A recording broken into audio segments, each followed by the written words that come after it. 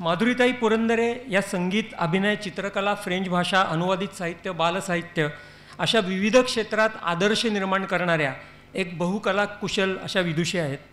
आमची शाळा, राधाचं घर, यशसंच, सख्खे शेजारी, पाचवी गल्ली ही त्यांच्या बालकांचं भावविश्व सांगणाऱ्या जी पुस्तकं आहेत ती लहानांइतकीत मोठ्यांनाही भावतात. वाचू आनंद या पुस्तक संचातून त्यांनी मराठी साहित्यातले निवडक वेचे आणि भारतभरच्या नामवंत चित्रकारांची चित्र ही रसिकांसमोर आणली.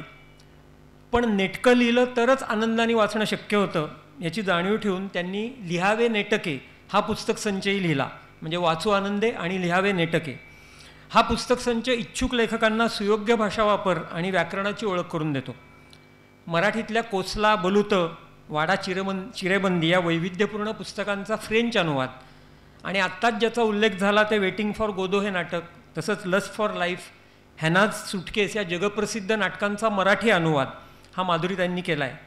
साहित्य अकादमीनी बालसाहित्यासाठी त्यांनी दिलेल्या योगदानाबद्दल 2014 साली त्यांचा गौरव केला होता आणि टाटा ट्रस्टच्या पराग उपक्रमाच्या बिग लिटल बुक अवॉर्ड ह्या अवॉर्डच्याही त्या मानकरी आहेत. मीना टीचरशी त्यांची तरंग लांबी आणि अंतरंग खोली ही दोन्ही खूप छान जुळली होती.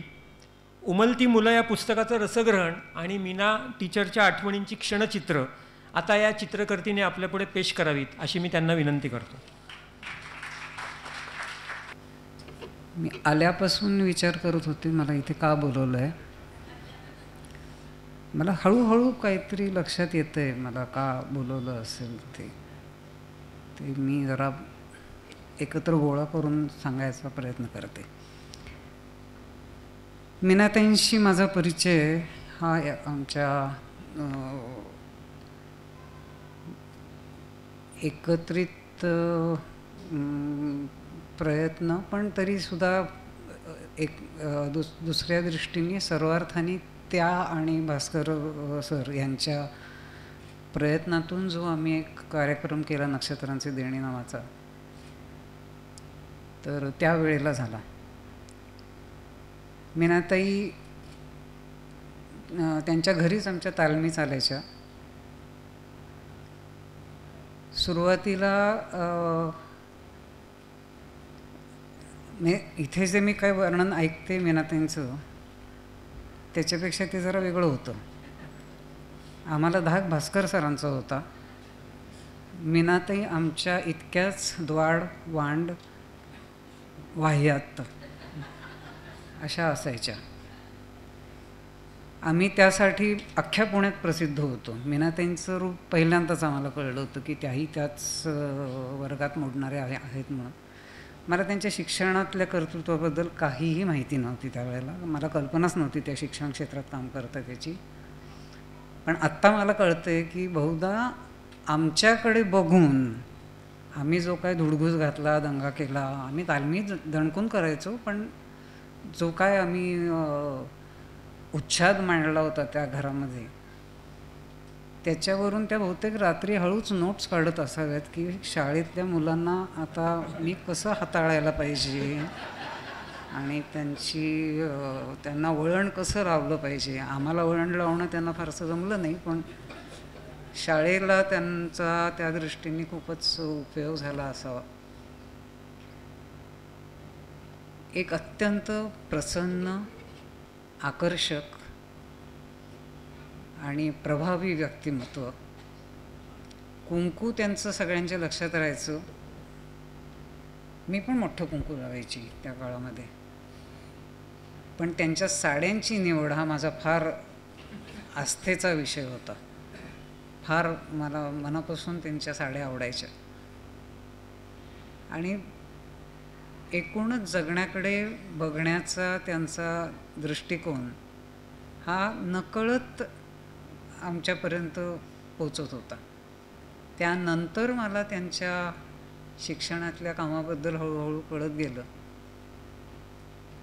मला आश्चर्य वाटलं की आमच्याशी ज्या पद्धतीने त्या वागायच्या त्या बाई मुलांना कसं काय बुवा शिकवत असतील.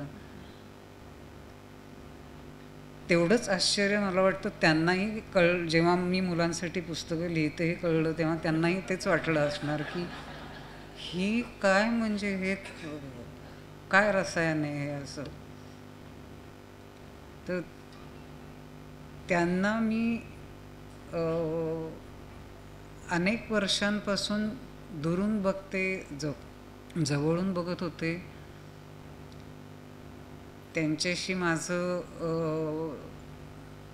नातं त्या अर्थाने त्या किती ज्येष्ठ असल्या तरी मैत्रिणीचंच होतं आणि आम्हाला एकमेकींबद्दल खूप माया होती मनापासून.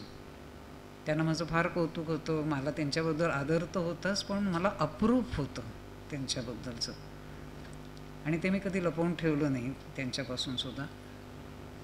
माझ्या एका पुस्तकाच्या प्रकाशनासाठी मी त्यांना विचारलं की तुम्ही कराल का प्रकाशन माझ्या पुस्तकाचं, तर त्या आनंदाने हो म्हणाल्या.